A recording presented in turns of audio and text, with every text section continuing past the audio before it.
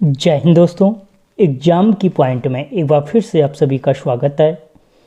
दोस्तों, उत्तराखंड रिवीजन श्रृंखला के अंतर्गत आज हम कुनिंद वंश से संबंधित जितने भी मोस्ट इम्पॉर्टेंट एमसीक्यू बन सकते हैं उनको इस वीडियो में कवर करेंगे और आपको पता चल जाएगा कि आपकी तैयारी कैसी चल रही है, किस लेवल की है।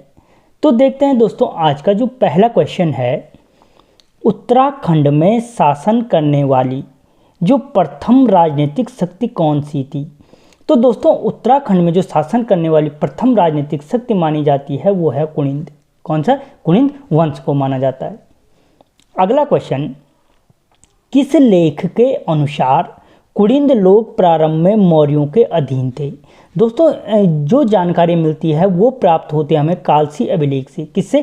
कालसी अभिलेख से प्राप्त होता है कि हमें जो कुनिंद लोग थे वो क्या थे? मौर्यों के अधीन थे। ठीक है।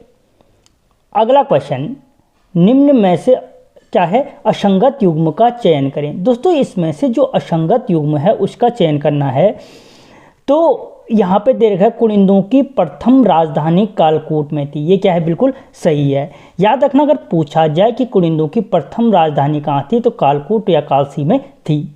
महाभारत में कुनिंदों को कहा गया द्विज। बिल्कुल सही है कि महाभारत में क्या कहा गया है? कुनिंदों के लिए द्विज शब्द का प्रयोग किया गया है और कुनिंद शासकों को द्विज श्रेष्ठ शब्द का प्रयोग किया गया है।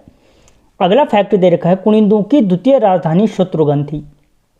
ये भी क्या है? सही है। और दोस्तों, शत्रुघ्न किसका प्राचीन नाम था? अगर आप तैयारी कर रहे हैं मुझे कमेंट बॉक्स में आंसर करें। और अगला फैक्ट दे रखा दोस्तों, अमोद भूति शासक था चंद्रवंश का। ये क्या है? गलत आंसर है। ये क्या है? एक असंगत है। अगला क्वेश्चन, किस पर्व के अनुसार कुनिंद शासक सुबाहु का उल्लेख मिलता है। दोस्तों, जो कुनिंद राजा सुबाहु था उसका उल्लेख हमें किस पर्व से प्राप्त होता है?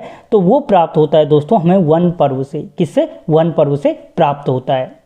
अगला क्वेश्चन, किस विदेशी लेखक ने कुनिंद शासन का वर्णन किया है। दोस्तों, वो कौन सा विदेशी लेखक है जिसने कुनिंद शासन का वर्णन किया है? तो दोस्तों वो था कौन सा? टॉलमी। किसके? कौन था? टॉलमी।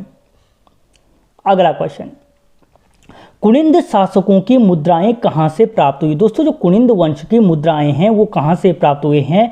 देवढुंगा उत्तरकाशी से और ठूर टिहरी से। यानी ए और बी दोनों सही हैं। ठीक है। अगला क्वेश्चन, कालसी शिलालेख में किस पशु का चित्र मिलता है। दोस्तों, जो कालसी शिलालेख है अशोक का, उसमें हमें किस पशु का चित्र मिलता है? तो दोस्तों हमें हाथी का चित्र मिलता है। ठीक है। आपको क्वेश्चन पूरे के पूरे अच्छे लेवल के क्वेश्चन है। दोस्तों, आपको पता चल जाएगा आपकी तैयारी कैसे चल रही है। अगर आप नहीं हो तो चैनल को सब्सक्राइब करिए और वीडियो को तो लाइक कर ही लो यार।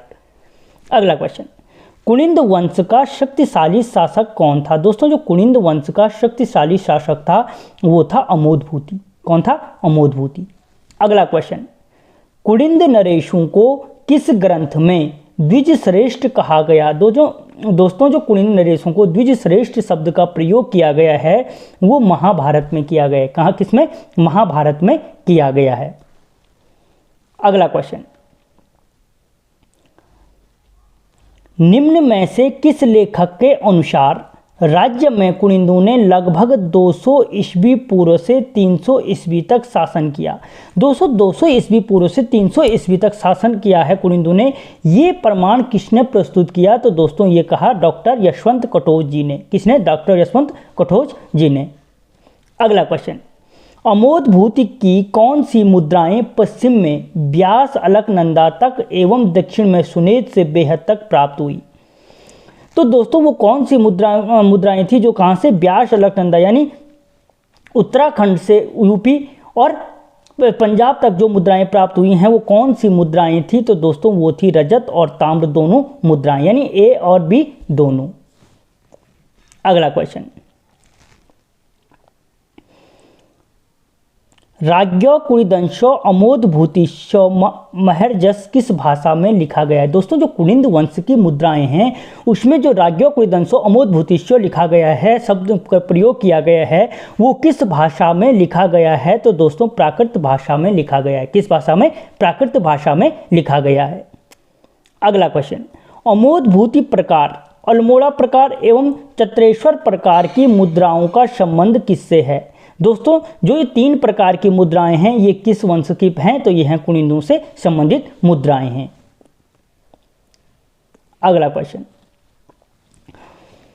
अमोदभूति प्रकार की मुद्राओं में किस लिपि का प्रयोग हुआ है? दोस्तों जो अमोदभूति प्रकार की मुद्राएं हैं उनमें खरोष्ट और ब्राह्मी दोनों लिपियों का प्रयोग हुआ है, यानी ए और बी दोनों इसका आंसर होगा।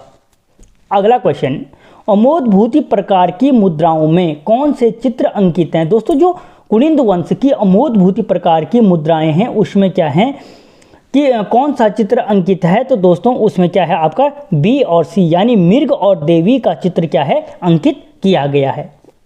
अगला क्वेश्चन, अल्मोड़ा प्रकार की कितनी मुद्राएं कत्यूर घाटी से या कत्यूर घाटी में मिली हैं? तो दोस्तों जो अल्मोड़ा प्रकार की मुद्राएं हैं जो हमें कत्यूर घाटी से प्राप्त हुई हैं वो 54 मुद्राएं हैं। कितनी हैं? 54 मुद्राएं हैं। अगला क्वेश्चन, अमोदभूति के बाद मैदानी क्षेत्रों में किसका अधिकार हुआ था? तो दोस्तों जो अमोदभूति के बाद मैदानी क्षेत्रों में अधिकार हुआ था वो हुआ था शकों का, कि कुनिंद के बाद शकों का अधिकार हुआ था। अगला क्वेश्चन, कुनिंद शासकों के अधिष्ठाता देव थे। दोस्तों जो इनके अधिष्ठाता देव थे वो कौन थे? तो दोस्तों वो थे कुनिंदों के कौन? प्रभु क्षत्रेश्वर, यानी शिव के भक्त थे। अगला क्वेश्चन, अल्मोड़ा से प्राप्त 4 मुद्राएं किस संग्रहालय में रखी गई हैं? दोस्तों जो अल्मोड़ा से प्राप्त 4 मुद्राएं प्राप्त हुई हैं वो आपके ब्रिटिश संग्रहालय में रखी गई हैं। किस संग्रहालय में? ब्रिटिश संग्रहालय में रखी गई हैं। अगला क्वेश्चन, कटारमल सूर्य मंदिर व कुमाऊं में प्रचलित शक संवत किसकी पुष्टि करता है? दोस्तों जो कटारमल सूर्य मंदिर है और कुमाऊं में प्रचलित शक संवत है ये पुष्टि करता है आपकी किसकी? शकों के निवास की पुष्टि करता है। किसके निवास की? शकों के निवास की पुष्टि करता है। अगला क्वेश्चन, निम्न में से कुषाण वंश का शक्तिशाली शासक कौन था? दोस्तों जो कुषाण वंश का शक्तिशाली शासक था वो था आपका कौन सा? कनिष्क। कौन था? कनिष्क। यानी जो कनिष्क था वो कुषाण वंश का क्या था? सबसे शक्तिशाली शासक था। अगला क्वेश्चन, कुषाण कालीन मुद्राएं निम्न में से कहां से प्राप्त हुई? दोस्तों जो कुषाण कालीन मुद्राएं हैं वो वीरभद्र ऋषिकेश से, गोविषाण काशीपुर से, मूर्ध्वज कोटद्वार तीनों स्थानों से क्या हुई? प्राप्त हुई। तो आंसर क्या हो जाएगा? उपयुक्त सभी स्थानों से क्या हुई? कुषाण कालीन मुद्राएं हैं वो प्राप्त हुई थी। अगला क्वेश्चन, पुरुषपुरु पेशावर किस वंश की राजधानी थी? दोस्तों जो पुरुषपुरु था वो राजधानी थी किस वंश की? तो दोस्तों कुषाण वंश की, यानी कुषाण वंश की जो राजधानी थी वो कहां थी? पुरुषपुर में थी। अगला क्वेश्चन, सर्वाधिक शुद्ध स्वर्ण सिक्के किसने जारी किए थे? दोस्तों जो सबसे शुद्ध स्वर्ण के सिक्के जो जारी किए गए थे वो कुषाणों के द्वारा किए गए थे। किसके द्वारा? कुषाणों के द्वारा किए गए थे। अगला क्वेश्चन, रेशम मार्ग नियंत्रण करने वाला एकमात्र शासक कौन था? दोस्तों इसको पूरी टॉपिक वाइज एमसीक्यू को पूरा करा दिया जाएगा 1 महीने में। चैनल को सब्सक्राइब करें और बेल आइकन को ऑन करें जिससे हमारे वीडियो का नोटिफिकेशन आपको मिलता रहे। तो जो रेशम मार्ग नियंत्रण करने वाला एकमात्र शासक कौन था? तो दोस्तों वो शासक था आपका कौन सा? कनिष्क। कौन था? कनिष्क। अगला क्वेश्चन, किस वंश की मुद्राओं में शिव एवं नंदी का चित्र बना था? तो दोस्तों जो शिव और नंदी का जो चित्र बना हुआ मिलता है वो प्राप्त होता है हमें कुषाण वंश की मुद्राओं पर। किसकी? कुषाण वंश की मुद्राओं पर। अगला क्वेश्चन, शक संवत किसके द्वारा चलाया गया था? दोस्तों जो शक संवत चलाया गया था वो चलाया गया था किसके द्वारा? कनिष्क के द्वारा। किसके द्वारा? कनिष्क द्वारा चलाया गया था। अगला क्वेश्चन, कनिष्क का उत्तराधिकारी शासक कौन था? दोस्तों जो कनिष्क का उत्तराधिकारी शासक था वो था हुविष्क। कौन था? हुविष्क कनिष्क का उत्तराधिकारी शासक था। अगला क्वेश्चन, कुषाण शासक वासुदेव की 3 स्वर्ण मुद्राएं किस स्थान से प्राप्त हुई? दोस्तों जो कुषाण शासक वासुदेव था उसकी जो 3 स्वर्ण मुद्राएं प्राप्त हुई हैं वो प्राप्त हुई है हमें कहां से? गोविषाण से। कहां से प्राप्त हुई दोस्तों? गोविषाण काशीपुर से प्राप्त हुई है। अगला क्वेश्चन, कुषाण शासक हुविष्क की स्वर्ण मुद्राएं मुन्नी की रेती टिहरी से कब प्राप्त हुई?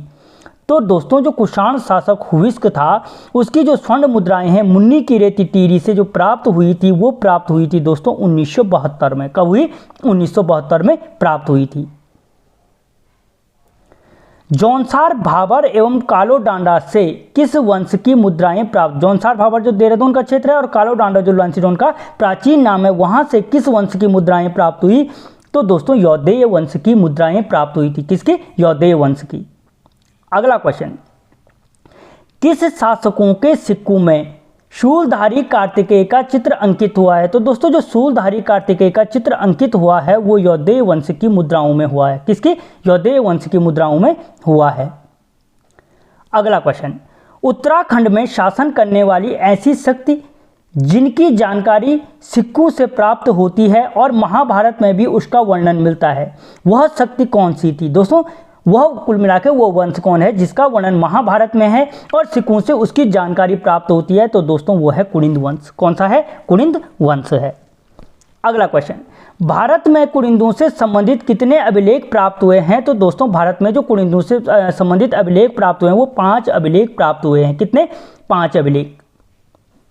अगला क्वेश्चन, महाभारत में कुनिंद शासकों को कहा गया है? तो दोस्तों महाभारत में जो कुनिंद शासकों को कहा गया है वो द्विज श्रेष्ठ शब्द का प्रयोग किया गया और कुनिंद जो जनता है उसके लिए द्विज शब्द का प्रयोग किया गया है। अगला क्वेश्चन, ऐसा शासक जिसके सिक्कों पर ब्राह्मी एवं खरोष्ठ लिपि का प्रयोग के साथ साथ मृग एवं देवी के चित्रों का अंकन किया गया है? दोस्तों ऐसा कौन सा शासक था जिसमें खरोष्ठ एवं ब्राह्मी लिपि का प्रयोग किया गया है और देवी और मृग का अंकन भी किया गया है? उसने उत्तराखंड में ब्यास नदी से लेकर अलकनंदा नदी के बीच क्षेत्र में शासन किया और उसका शासन कहाँ से था? यानी यूपी से और उत्तराखंड तक शासन था। वो शासक कौन सा था? तो दोस्तों वो शासक था आपका अमोधभूति। कौन था? अमोधभूति वो शासक था। अगला क्वेश्चन, निम्न में से तालेश्वर ताम्रपत्र का संबंध है? दोस्तों जो तालेश्वर ताम्रपत्र है उसका संबंध किससे है? तो वो ब्रह्मपुर से है। ठीक है। अगला क्वेश्चन, ऐसा राज्य जो गंगा नदी से करनाली नदी तक विस्तृत और पर्वताकार नाम से जाना जाता है? तो दोस्तों ऐसा राज्य कौन सा था आपका? तो वो था ब्रह्मपुर। और अगर पूछा जाए कि ब्रह्मपुर की सीमा किन नदियों के मध्य थी? तो गंगा नदी से करनाली नदी के मध्य थी। कहाँ? किसके मध्य? गंगा नदी से करनाली नदी के मध्य थी। अगला क्वेश्चन, निम्न में से गोबिशाण राज्य के अंतर्गत क्षेत्र था? दोस्तों जो गोबिशाण के अंतर्गत क्षेत्र था वो कौन सा क्षेत्र था? तो वो काशीपुर, रामपुर, पीलीभीत यानी उपयुक्त सभी क्या था? क्षेत्र क्या था? गोबिशाण राज्य के अंतर्गत था। अगला क्वेश्चन, कनिंधम के अनुसार शत्रुघ्न राज्य किसका हिस्सा रहा होगा? दोस्तों कनिंधम ने क्या कहा कि जो शत्रुघ्न राज्य था वो किसका हिस्सा रहा होगा? तो उसका कहा गया है सिरमौर का हिस्सा था। किसका? सिरमौर का। अगला क्वेश्चन, गोत्रीय वंश का प्रतापी शासक निम्न में से था? दोस्तों जो गोत्रीय वंश था उसका प्रतापी शासक कौन सा था? तो वो था आपका शीलवर्मन। कौन था? शीलवर्मन था जो गोत्रीय वंश का प्रतापी शासक था। अगला क्वेश्चन, बाढ़ वाला यज्ञ वेदिका का निर्माण किसने कराया था? तो दोस्तों जो बाढ़ वाला यज्ञ वेदिका का निर्माण कराया था इसी गोत्रीय वंश के प्रतापी शासक शीलवर्मन ने कराया था। आपको अपनी तैयारी का जायजा हो रहा होगा। अगला क्वेश्चन, राजा शीलवर्मन ने किस नदी के तट पर अश्वमेध यज्ञ कराया था? दोस्तों जो राजा शीलवर्मन था उसने जो अश्वमेध यज्ञ कराया था वो यमुना नदी के तट पर कराया था।